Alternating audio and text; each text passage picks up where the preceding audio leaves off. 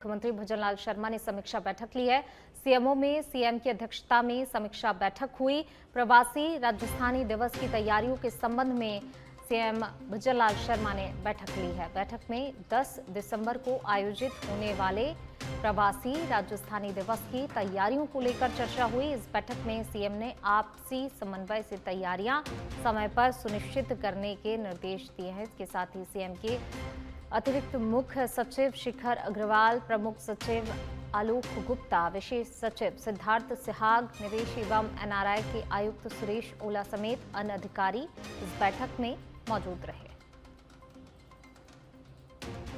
तो मुख्यमंत्री भजनलाल शर्मा ने बैठक ली है। मुख्यमंत्री भजनलाल शर्मा की अध्यक्षता में बैठक हुई। प्रवासी राजस्थानी सम्मेलन को लेकर यहां पर बैठक आयोजित की गई। सीएमओ में सीएम भजनलाल शर्मा की अध्यक्षता में बैठक संपन्न हुई है। प्रवासी राजस्थानी दिवस की तैयारियों को लेकर यहां पर विस्तार से चर्चा की गई। आवश्यक दिशा निर्देश यहां पर दिए गए हैं। मुख्यमंत्री भजनलाल शर्मा की तरफ से सभी तैयारियां समय पर पूरी कर ली जाए, इसको लेकर जो है सीएम भजनलाल शर्मा ने निर्देश दिए। अधिकारियों के साथ बातचीत की प्रवासी राजस्थानी दिवस को लेकर। और देखिए, लगातार जो है मुख्यमंत्री भजनलाल शर्मा पहले हैदराबाद पहुंचे थे, उसके बाद सूरत भी पहुंचे थे। प्रवासी राजस्थानियों को वहां पर उन्होंने आमंत्रित भी किया राजस्थान में आने के लिए। और देखिए, 10 दिसंबर को जो है प्रवासी राजस्थानी दिवस की जो है मनाया जाएगा। और इसको लेकर तैयारियां जो हैं अभी से की जा रही हैं। इसको लेकर तैयारियों को लेकर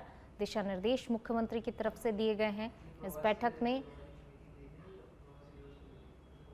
अधिकारियों को दिशा निर्देश यहां पर दिए गए हैं। समय पर सभी तैयारियां पूरी करने के निर्देश मुख्यमंत्री की तरफ से दिए गए हैं। तो सीएमओ में सीएम की अध्यक्षता में समीक्षा बैठक हुई है।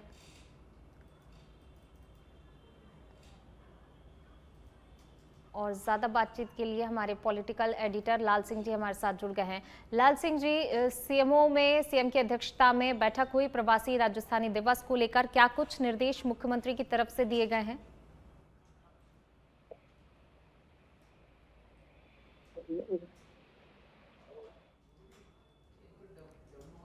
लाल सिंह जी, आपको मेरी आवाज मिल पा रही है? पूरी आपकी आवाज मिल रही है मुझे जी। बैठक हुई है, महत्वपूर्ण बैठक प्रवासी राजस्थानी दिवस को लेकर। क्या कुछ निर्देश मुख्यमंत्री की तरफ से दिए गए?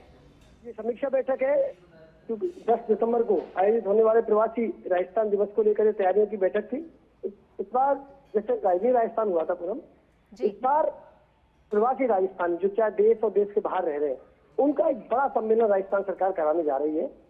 उनकी तैयारियों की समीक्षा की गई। मकसद यही है कि कैसे वापस जो तमाम राजस्थानी उद्योगपति हैं, अलग अलग क्षेत्रों में जिन्होंने अपना नाम कमाया है, जिन्होंने अपनी राजस्थान की मिट्टी की सुगंध को विदेशों तक फैलाया है, वो वापस अपनी जड़ों से जुड़े। यानी कि अपना व्यापार वहां तो करते रहे, लेकिन राजस्थान में व्यापार करें। जो गांव ढाणी से गए वो वापस अपने गांव ढाणियों की सुध लें, यानी कि वहां भी अपने बिजनेस के जरिए या सेवा भाव के जरिए विकास में योगदान दें। इसी पर्पज से इस बार एक बड़े विजन के साथ भजनलाल सरकार प्रवासी राजस्थानी को बड़ा सम्मेलन कराने जा रही है। उनकी तैयारियों को लेकर आई समीक्षा बैठक हुई है। आने वाले समय में तैयारियों का क्या स्वरूप रहेगा, किस तरह इसको और बेहतर बनाया जा सकता है, इन तमाम बिंदुओं पर चर्चा हुई है। जी, शुक्रिया लाल सिंह जी इस तमाम जानकारी को साझा करने के लिए। तो देखिए, कई महत्वपूर्ण बिंदुओं को लेकर इस बैठक में चर्चा हुई है। चलिए बढ़ेंगे आगे बात अगली खबर की। जयपुर दौरे पर रेल मंत्री अश्विनी वैष्णव, जिन्होंने जयपुर से उत्तर पश्चिम रेलवे के अंतर्गत आने वाले 65 छोटे और मध्यम स्टेशनों पर यात्रियों की सुविधाओं के लोकार्पण का शुभारंभ किया। अब इन स्टेशनों पर प्लेटफॉर्म विस्तार, उन्नयन और एकीकृत यात्री सूचना प्रणाली जैसी नई सुविधाएं यात्रियों को मिलेंगी। इसके साथ ही रेल मंत्री ने जयपुर अहमदाबाद ट्रेन में एसी श्रेणी के यात्रियों के लिए प्रिंटेड लिनन कंबल कवर देने की भी सुविधा की शुरुआत की है। और जल्द ही अन्य ट्रेनों में भी सुविधा का विस्तार किया जाएगा।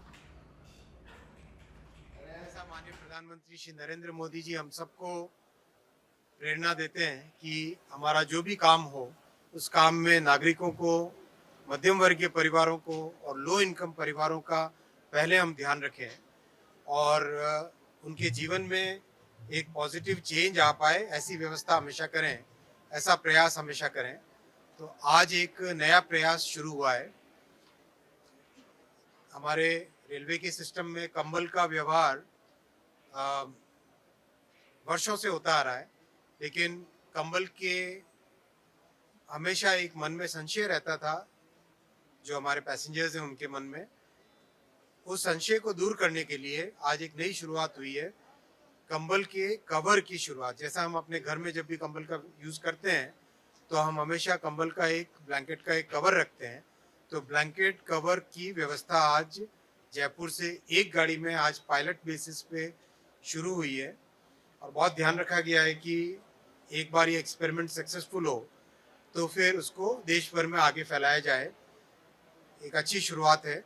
और ऊर्जा मंत्री हीरालाल नागर ने बुधवार देर रात झाड़ आमली गांव में स्कूल भवन की छत के घटिया निर्माण की शिकायत पर त्वरित कार्रवाई की।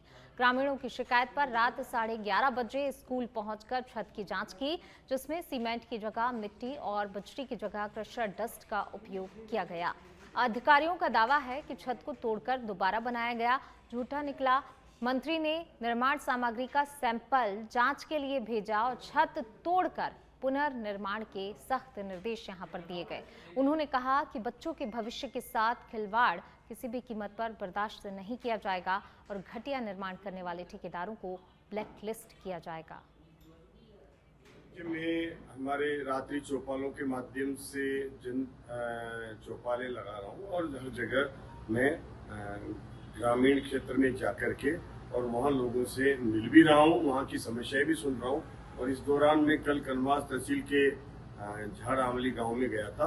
हमारी सरकार ने वहाँ पर लगभग 4 करोड़ से ज़्यादा का एक स्कूल का निर्माण का जो बजट स्वीकृत किया था, उसका निर्माण चल रहा था। गांव वालों की शिकायत थी कि वो घटिया निर्माण हो रहा है, उसमें सामग्री ऐसी उपयोग की जा रही है जो निहायत घटिया है। और उन्होंने लगभग 15 दिन पूर्व उसकी शिकायत करके उसको काम रुकवा करके और ये शिकायत भी समसा के माध्यम से की थी। तो मैंने भी बात की और वहाँ के समसा के अधिकारियों ने, एडीपीसी वगैरह ने बताया कि हमारे पास शिकायत आई थी, लेकिन हमने उस छत के दोनों कमरों के ऊपर जो घटिया निर्माण था उसको तुड़वा दिया गया है और दोबारा छत बनवा दी गई है। जब मैं वहाँ मौके पर पहुँचा, वहाँ पर रात के लगभग 11:30 पौने 12 बज रहे थे और उस समय मैंने देखा कि वो जो 20 दिन पहले जो छत डाली गई थी वो वही छत थी और उस पर आगे पिलर गाड़ करके और ऊपर का निर्माण चालू कर दिया गया है। इसका झूठ अधिकारियों के द्वारा बोला गया है। मैंने निर्देश दिए हैं कि उसकी सामग्री की पूरी जांच हो। पीडब्ल्यूडी के अधिकारी मेरे साथ थे। झुंझुनू में पोषण अभियान के अंतर्गत मनाए जा रहे राष्ट्रीय पोषण माह के अवसर पर जिला स्तरीय कार्यशाला का आयोजन सूचना केंद्र सभागार में किया गया। कार्यक्रम की मुख्य अतिथि उपखंड अधिकारी कौशल्या विश्नोई रही, जिन्होंने दीप प्रज्वलित कर कार्यशाला का शुभारंभ किया और पोषण व्यंजन प्रदर्शनी का अवलोकन किया। इस अवसर पर 2 महिलाओं की गोद भराई रस्म, 2 बच्चों का अन्नप्राशन और 2 बच्चों का शाला प्रवेश उत्सव संपन्न कराया गया।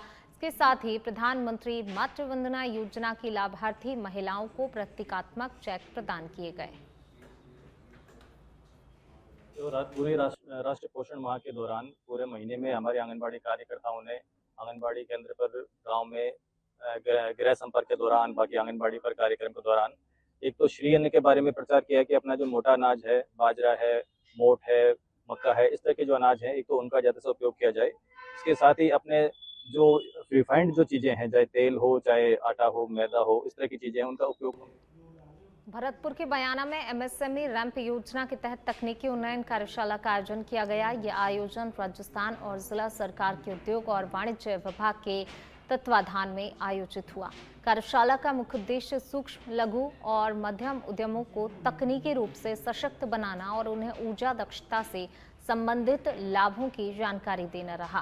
कार्यक्रम के दौरान रैंप कार्यक्रम की क्रियान्वयन एजेंसी पीटी कोर लिमिटेड ने उपस्थित उद्यमियों को तकनीकी उन्नयन, ऊर्जा ऑडिट के फायदे और उत्पादन लागत में कमी लाने के उपायों के बारे में भी विस्तार से बताया।